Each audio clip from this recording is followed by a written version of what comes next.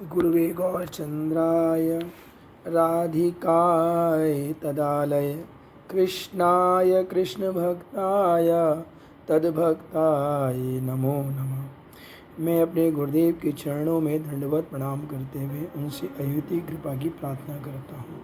हरे कृष्ण। आज हम लोगों का सनातन गोस्वामी जी की तीसरी क्लास है, थर्ड क्लास है। सनातन गोस्वामी जी का आज हम डिस्कस करेंगे वृंदावन का पहला मंदिर कौन सा बना था। तो बता दें, वृंदावन का सबसे पहला मंदिर मदन मोहन मंदिर बना, जो सनातन गोस्वामी जी के द्वारा बनाया गया। आज उसी के बारे में हम लोग डिस्कस करेंगे, उसकी क्लास देंगे। जैसा कि हमने आपको सनातन गोस्वामी जी के बारे में पूर्व परिचय आपको दिया, तो इसके लिए आप पहले सनातन गोस्वामी जी के बारे में पूरा जानना चाहते हैं, तो इसके लिए पूर्व में ली गई क्लासेस जो वीडियो के माध्यम से यूट्यूब में आ चुकी हैं, उनको आप ज़रूर सुनें, उनको ज़रूर देखें। हरे कृष्णा। सनातन गोस्वामी जी एक छोटी सी कुटिया में रहते थे। सादा जीवन था, मतलब उनके जीवन में किसी प्रकार का कुछ नहीं था। सात्विक जीवन, कृष्णमय जीवन, कृष्णमय अर्पण, इसके अलावा कुछ नहीं। सनातन गोस्वामी जी अपना समय वृंदावन गोवर्धन की परिक्रमा करते थे। उनको समय मिलता है तो किताबों को लिखा करते थे। जैसा कि महाप्रभु की आज्ञा थी कि महाप्रभु ने बोला था कि आप जा कर के वृंदावन में भगवान श्री कृष्ण की लीलाओं को प्रकाश कीजिए और कृष्ण की महिमा को किताबों के द्वारा उनको आप लिखिए। और कुछ समय मधुकरी के लिए, मैंने मधुकरी किसे कहते हैं, भिक्षा करना। भाई संसार में जब भगवान ने शरीर दिया है तो इस शरीर के लिए कुछ ना कुछ आवश्यकता होती है, तो मधुकरी यानी भिक्षा करते थे। उनका बड़ा कठोर जीवन था, इसके बावजूद भी अपना समय कृष्ण में उनका अगाध भक्ति थी, उनमें डूबे रहते थे। उन्हीं में मन लगाना, उन्हीं में चिंतन करना, उन्हीं में समय देना, और कुछ काम नहीं था। एक बार सनातन गोस्वामी जी वृंदावन में भ्रमण कर रहे थे, तो उन्हें एक मदन गोपाल नाम का एक बालक उनके पास आया और सनातन गोस्वामी जी का हाथ पकड़ लिया और बोलने लगा कि मैं आपके साथ अब रहना चाहता हूँ, मेरी बड़ी तीव्र इच्छा है। तो सनातन गोस्वामी जी बोले, बालक कौन है और ये मेरे पास क्यों आया। फिर भी कोई बात नहीं, सनातन गोस्वामी जी ने उस गोपाल से बोला कि भाई ऐसा है, मेरा जीवन तो बड़ा स्ट्रगल है, बहुत कठोर है, कृष्णमय जीवन है मेरा। मेरे साथ अगर रहोगे तो तुम्हें केवल रोटी और सूखे चने खाने को मिलेंगे, तो और इसके अलावा तुम्हें कृष्ण भक्ति करनी पड़ेगी। तो बालक ने जवाब दिया कि मैं, आप जो भी देंगे, आप जैसा रखेंगे, जो आहार देंगे, मैं उसमें संतुष्ट रहूँगा।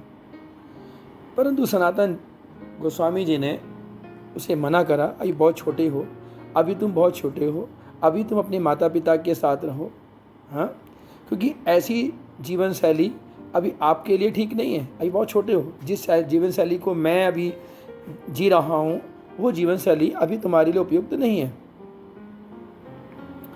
और सनातन वहाँ से चल देते हैं।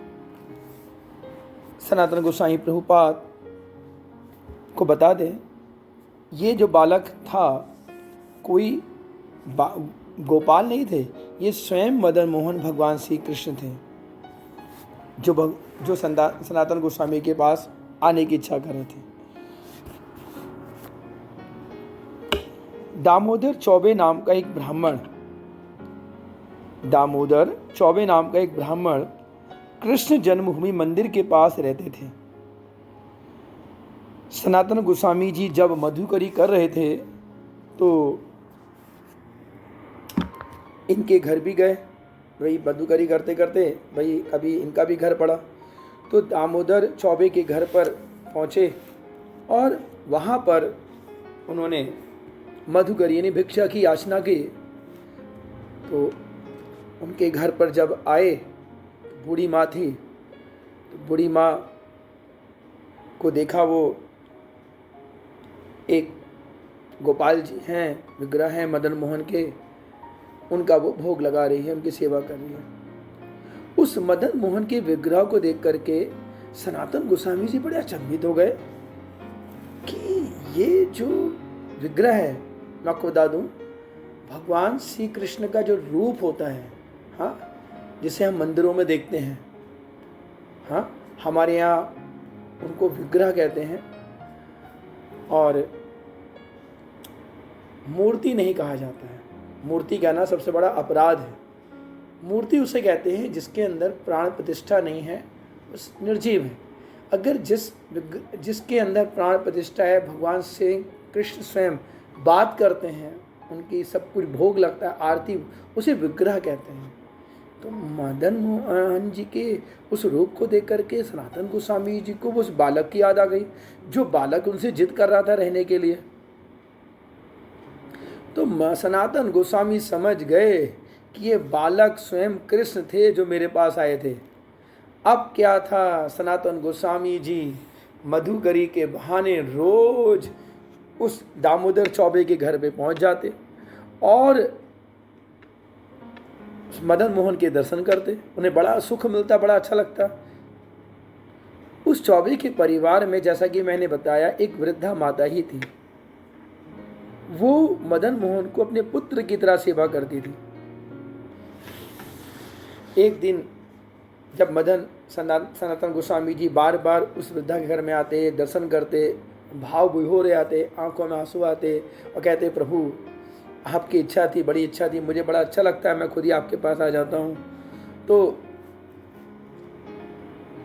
एक दिन वो वृद्धा जो मदन मोहन की सेवा करती थी, सनातन गोस्वामी जी से बोली, मेरी अवस्था बहुत हो गई है, मैं बहुत बूढ़ी हो गई हूँ, अब मैं सेवा नहीं कर पाती हूँ।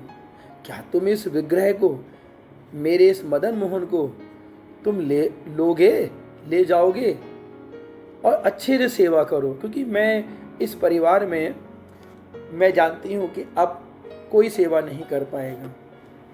सनातन गोस्वामी जी की तो अंदर से बहुत इच्छा थी, क्योंकि वो तो चाहते थे कि, क्योंकि सनातन गोस्वामी जी से वो गोपाल मदन मोहन स्वयं पहले कह चुके थे कि भाई मैं आपके संग रहना चाहता हूँ। अब तो परमिशन भी मिल गई।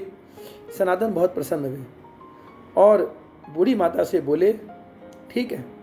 ठाकुर जी को हृदय से लगाया, सनातन गोस्वामी जी उस विग्रह को ले आए। आज सनातन गोस्वामी जी बड़े प्रसन्न हैं कि मेरे साथ मेरे गोपाल मदन मोहन जी आ गए।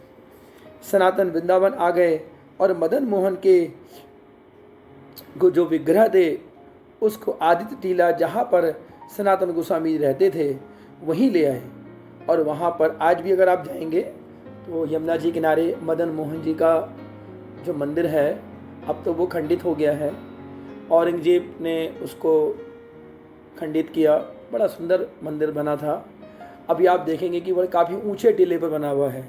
उस टीले को आदित्य टीला कहते हैं, जो मंदिर मदन मोहन का बना है। अभी भी उसका रूप है, आप कभी भी दर्शन करें। परिक्रमा मार्ग में यमुना जी के पास पड़ता है। आपको जो कालिया नाग का जो वह है, जहाँ पर भगवान ने काले नाग की लीला करी थी, तो आपको उसी के आसपास मदन मोहन जी का जो मंदिर है, भव्य मंदिर था, अब तो खैर वो खंडित है, उसको आप देख सकते हैं, जिसे कालिया घाट भी कहते हैं। आप जरूर जाएं और दर्शन करें। तो सनातन गोस्वामी जी मदन मोहन के विग्रह को आदि टीला पे ले आए। अब मदन मोहन जी ने उनके लिए छोटी सी कुटिया बना दी, मतलब मंदिर बना दिया, और उनका भोग लगाते, रोटी चने का भोग लगाते। अब आज के समय में तो हम इतने शुद्ध नहीं हैं, ना खान पान शुद्ध है, ना शरीर शुद्ध है, ना मन शुद्ध है। हम अगर उच्च लेवल के भी बहुत ज़्यादा भक्ति भी करें तो भी संभव नहीं हो पाएगा। लेकिन हाँ, मुझे मालूम है एक स्तर ऐसा भी आता है जब आप कृष्ण का चिंतन करते हैं और आपको दुनिया से कोई मतलब नहीं है, तो भगवान आपसे साक्षात बात करते थे। तो सनातन गोस्वामी जी मदन मोहन जी से बातें करते थे और मदन मोहन सनातन गोस्वामी जी से बात करते थे। एक दिन की बात है, सनातन ने मदन मोहन जी की छोटी जो कुटिया बनाई थी उसमें उनको भोग लगाने गए और भोग लगाने के लिए वही सूखी रोटी और भुने हुए चने। तो मदन मोहन ने कहा मैंने उस दिन उनको खाने से इनकार कर दिया, मैं नहीं खाऊंगा। सनातन ने पूछा ऐसा क्या है प्रभु?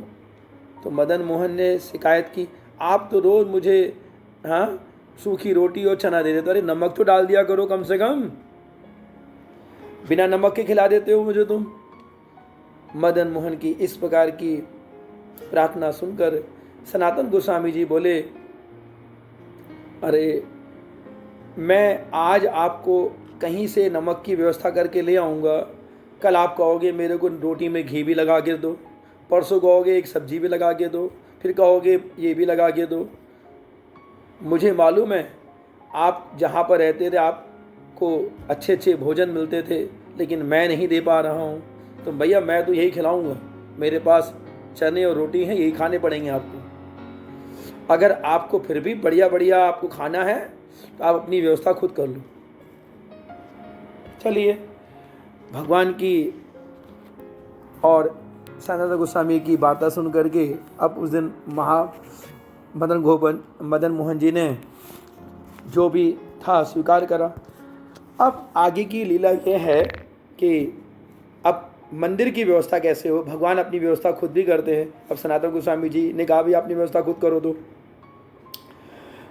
उसी समय की बात है, रामदास कपूर जो मुल्तान के व्यापारी थे, अब आगे यहाँ से थोड़ा कथा का नया रूप आता है, इसको सुने। सनातन गोस्वामी जी से जो मदन मोहन ने बोला भाई मुझे कम से कम नमक तो डाल के दो, तो सनातन बोलते हैं भाई अपनी मंदिर की व्यवस्था आप खुद करिए। तो अब भगवान मंदिर की व्यवस्था कैसे करते हैं इसकी कथा का आगे वर्णन है। तो उस समय रामदास कपूर जो मुल्तान के व्यापारी थे, एक बार विशाल नौका में अपनी रत्न, सेंधा नमक और अन्य सामान, मेवा, ड्राई फ्रूट वगैरह जो होते हैं, काबुल के रास्ते से सब सामान अपनी विशाल नौका में भर करके यमुना के रास्ते आगरा जा रहे थे। मतलब वो सब सामान लेकर के, एक व्यापारी थे। पहले के ज़माने में जो व्यापार होता था वो इसी के द्वारा होता था। लोग बड़ी बड़ी नावों से सामान लेके जाते थे दूसरे। पहले बस और ट्रेनें नहीं चलती थी, या तो घोड़ा गाड़ी चलती थी, या फिर बैलगाड़ी या रथ, या फिर यही व्यवस्था थी। जब वो आदित्य टीला के पास उनकी जब नाव गुजरी तो उनकी जो नाव थी यमुना जी की रेत में फंस गई। बहुत प्रयास करा उन्होंने, मतलब रामदास कपूर जी ने बहुत प्रयास करा कि कैसे नाव निकलेगी, सामान ही भरा पड़ा है, उन्हें आगरा जाना था। रामदास कपूर बहुत परेशान हो गए। हाँ, ठाकुर जी एक गोपाल का भेष बनकर आए और उनके पास आकर के बोले और कहा, सुनो, तुम्हारी नौका ऐसे नहीं निकलेगी, ऊपर जाओ, एक संत हैं सनातन गोस्वामी जी बैठे होंगे, वृक्ष के नीचे बैठे होंगे, उनको दंडवत प्रणाम करो और उनसे प्रार्थना करो कि नाव निकल जाए। रामदास कपूर जी ने ऐसा ही करा। सब लोग की भी यही इच्छा थी कि भाई आप जाइए ऊपर, सनातन गोस्वामी जी से प्रार्थना करिए तो नाव निकल जाएगी आपकी। तो रामदास कपूर जी तत्काल सनातन गोस्वामी जी के पास आए और आकर के प्रार्थना करी। सनातन गोस्वामी जी अपनी भक्ति में ही लीन थे। तो रामदास कपूर जी ने उन्हें साष्टांग प्रणाम करा, मेरी रक्षा करो, मैं एक व्यापारी हूँ, मेरी नाव फंस गई है, हे बाबा, हे मतलब प्रभु मेरी रक्षा करो। तो सनातन गोस्वामी जी से देखा कि भाई एक व्यक्ति मेरे पास आया है। बोले क्या बात है? बोले बाबा मेरी एक नाव जो थी वो फंस गई है और एक ब्रजवासी बालक ने कहा कि आप ऊपर जाओ और जाकर के ऊपर एक सनातन गोस्वामी जी हैं उनसे प्रार्थना करो तो निकल जाएगी।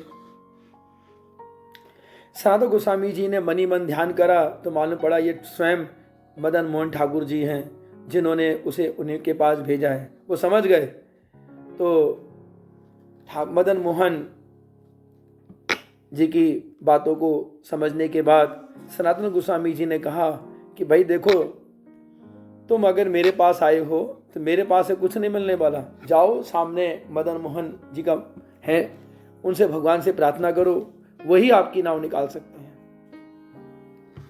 उनसे प्रार्थना करने पर आपका कार्य हो जाएगा। रामदास कपूर मदन मोहन ठाकुर जी के पास आए, प्रणाम करा। उनके सुंदर रूप को देख करके बड़े प्रसन्न हुए, आसक्त हो गए। उनका रूप बड़ा सुंदर था, निहाल था। होठों पे बांसुरी बजा रहे थे, सुंदर उनका मुखमंडल, श्रृंगार बड़ा अच्छा लगा उनको। जैसे मैं कहाँ आ गया हूँ दिव्य आनंद को देख करके। उन्होंने संकल्प किया और प्रार्थना की, यदि मेरी नाव निकल जाएगी तो मैं यहाँ पर एक भव्य मंदिर के बनवाऊंगा, और मैं इसको जो मैं ये सामान जो नाव के द्वारा मेवा, ड्राई फ्रूट, जो रत्न लेके जा रहा हूँ, ये सब बिकेगा और अच्छे धन मिलेगा, तो मैं इस मंदिर का भव्य बना दूंगा। ऐसा बार बार वो कहने लगे। उनके अब मदन मोहन जी की भोग की व्यवस्था हो गई। हाँ भाई, मदन मोहन जी की भी इच्छा यही थी। जब वो नीचे आए तो उन्हें सहज में ही नाव निकल गई, क्योंकि थोड़ा सा यमुना जी का पानी अचानक बढ़ा और नाव भी अचानक उनकी निकल गई। बड़े प्रसन्न हुए और रामदास कपूर वो सब सामान लेकर के आगरा गए और उनको बेच करके अच्छा सा पैसा धन एकत्र का। और क्योंकि उन्होंने मन संकल्प किया था कि मैं मदन मोहन जी का बड़ा सुंदर भव्य मंदिर बनाऊंगा, तो उन्होंने वहाँ पर जा करके सारी जो उनका जो सामान था, बड़ा अच्छे धन मिला। उन्होंने उस धन से मदन मोहन जी के लाल पत्थर का सुंदर मंदिर बनाया। आज भी जाके आप देखेंगे तो मदन मोहन जी का जो मंदिर है वहाँ पर वो लाल पत्थर के द्वारा बना हुआ है। अभी भी मंदिर लाल ही दिखाई देता है, भले वो मंदिर खंडित हो गया है, लेकिन बड़ा दिव्य दिखता है मंदिर वो। तो लाल पत्थरों का मंदिर का निर्माण कराया और भोग की व्यवस्था करी, और स्वयं भी उस मंदिर की भोग की व्यवस्था के लिए उजागर हुए, और बड़ा आनंद के साथ सनातन गोस्वामी जी बड़े प्रसन्न हुए। तो अब आपने देखा कि सनातन गोस्वामी जी ने किस तरह मदन मोहन का मंदिर, जो ये वृंदावन का बता दें पहला मंदिर था, बाद में यही रामदास जो कपूर थे सनातन गोस्वामी जी के शिष्य बन गए, और वहाँ पर फिर जय जयकार हुई। भगवान के मंदिर बनने से उस जगह की महिमा बढ़ गई। तो इस तरह हमने देखा कि सनातन गोस्वामी जी के द्वारा पहला निर्माणाधीन मंदिर जो मदन मोहन था, वो आज तो नहीं है। आज तो वहाँ पर औरंगजेब की जो व्यवस्था थी, उसने मंदिर को तोड़ने की वजह से आज वो मंदिर वहाँ पर अब नहीं है। उनके विग्रह जो थे, जो अगर आप आज भी चाहते हैं, मदन मोहन की वही विग्रह जो सनातन गोस्वामी जी के द्वारा पूजित थे, जो सनातन गोस्वामी जी ने जिन मदन मोहन की सेवा करी थी, जिन मदन मोहन जी ने ही अपना स्वयं मंदिर बनाया, वो मदन मोहन जी की अगर आप दर्शन करना चाहते हैं, तो उस समय तो मंदिर जब खंडित हुआ तो पुजारियों ने वो मंदिर जो भगवान के विग्रह थे वो जो है वहाँ से हटा करके आज कहाँ पर हैं जानते हैं? आज वो विग्रह करौली में, यानी आप राजस्थान करौली में जाएं तो वहाँ दर्शन कर सकते हैं। वही मदन मोहन जी के विग्रह हैं जो दर्शन कर सकते हैं। हरे कृष्णा। तो इस तरह ये कथा आज हम लोग इसको यहीं पर ही समाप्त करते हैं। अगले बार की कथा का हम लोग करेंगे कि सनातन गोस्वामी जी का गोवर्धन जो परिक्रमा थी, गोपाल जी ने कैसे उनको गोवर्धन शिला दी, इसकी हम कथा अगले बार करेंगे। हरे कृष्णा।